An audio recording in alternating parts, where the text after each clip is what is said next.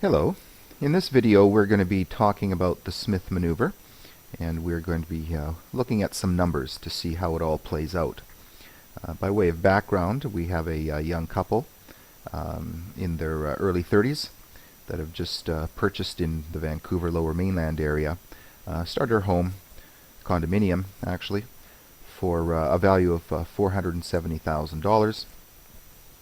And they have taken out a mortgage of $277,000 with a 4% interest rate. As the Smith maneuver suggests, the illustration of two elevators, both side by side, where one elevator is going down, which would be the mortgage in this example, going down from $277,000 to zero. And the other elevator is going up at the same time, which is the line of credit through the readvanceable mortgage that Fraser Smith suggests setting up. And so at the end of the day, you have the same amount of debt, but you have transferred the bad debt, the non-tax deductible type of debt, which you don't want, from the mortgage side of your ledger over to the investment side of the ledger, which is now given rise to tax deductions, and the interest on those tax deductions, of course, gives you tax relief that all Canadians so desperately need. And we'll get into that in just a moment. Here you can see the couple paying down their mortgage each and every year, month over month, so that at the end of 300 months or 25 years they will be mortgage free, and they will be able to burn their mortgage just before they retire. The column here illustrates on a year-by-year basis the mortgage amount, the loan amount of the mortgage that is being repaid.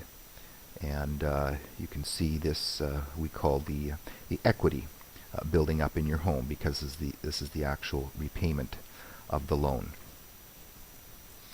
And this does nothing for this couple. It's just trapped equity. It's providing no value. It gives no increased value to their home as time goes by.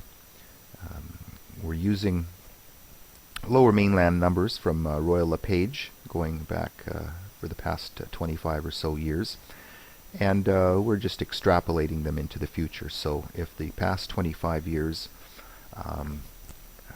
remain true for the next, this is what the growth of real estate in the Lower Mainland would be, and you can see that reflecting in the value of this couple's condominium over time. So that at the end of 25 years, their $470,000 starter home would be worth just under $2 million. Pretty good deal. So, as Fraser suggests, your equity is doing nothing, so you should be pulling it out and managing it. It's a financial asset that should be managed.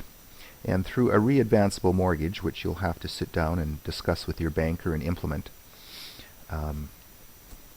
you get that set up so that each month, each year, you're pulling the newfound equity into your home out via the readvanceable mortgage, and it's being added to the line of credit, which you are then using for investment purposes.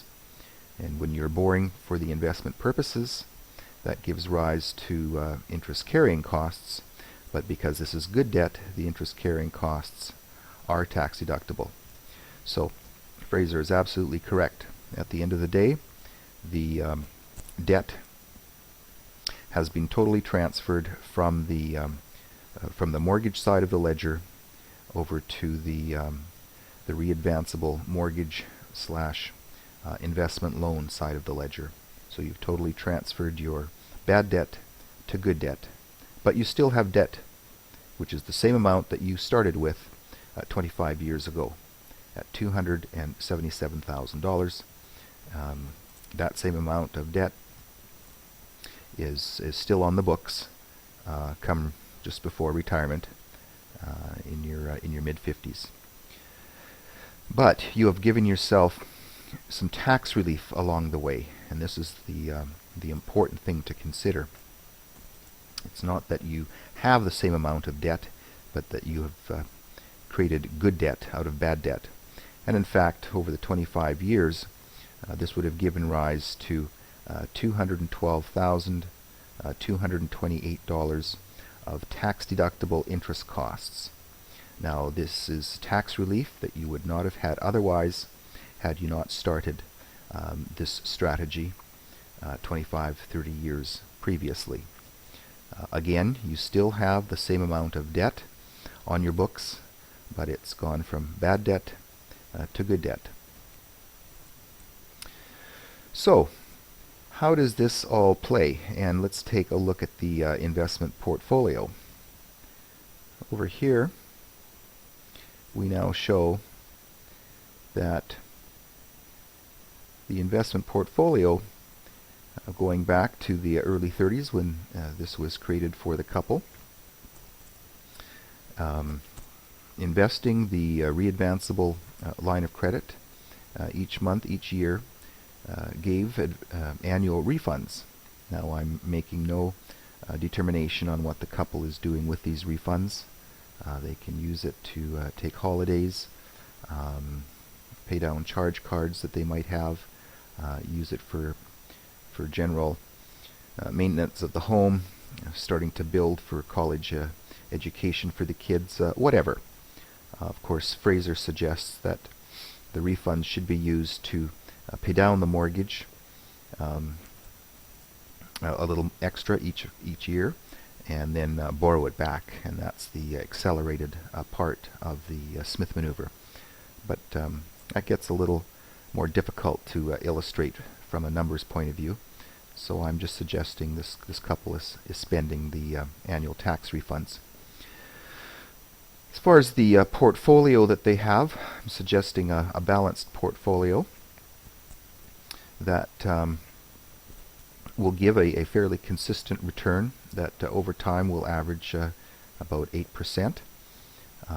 These numbers are actual numbers from a balanced portfolio and what it's done over the past 25 years. So again, we're just using them to extrapolate numbers into the future.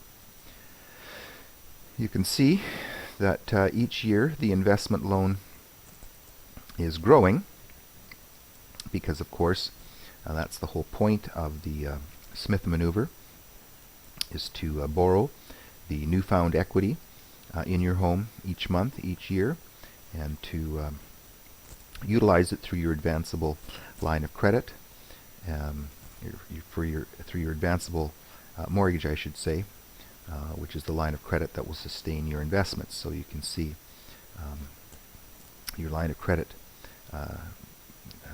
with the investments growing as time goes by. So this is the gross dollar amount of investments growing at 8% over time. This column over here illustrates in any given year, this couple, if they so chose, they could just stop the Smith maneuver strategy and pay off any loan that they would have. And the following column here then illustrates after they've paid off the loan and after they paid tax on their investments, what they would end up in any given year. And you can see that the numbers are quite attractive as time goes by. So if they were to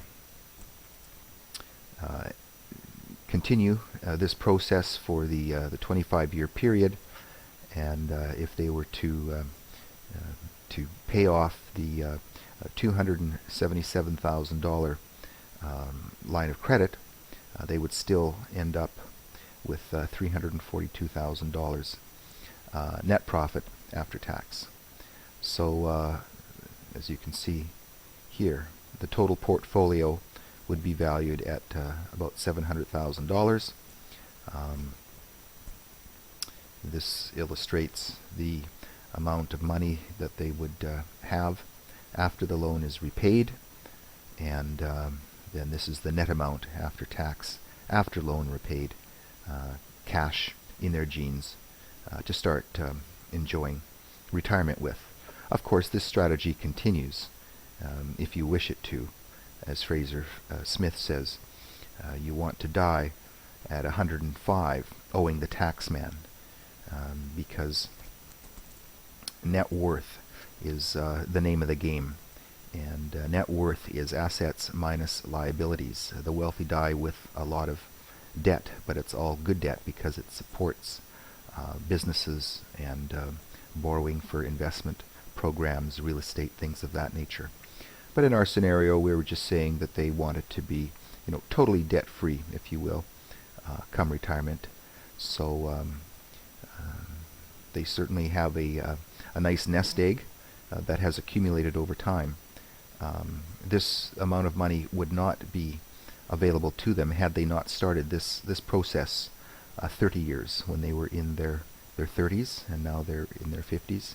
They would not have this because the Canadian way suggests that a person should pay off the mortgage first and then start investing. And you can see that they were able to do both. They were able to pay their mortgage as they normally would have, but they were also able to utilize the trapped equity in their home, pull it out through a readvanceable mortgage, create tax relief for themselves, and to create an investment portfolio that has done extremely well over time. And that is, in essence, how the Smith maneuver works, and how people utilize that strategy for their benefit and for their family's benefit.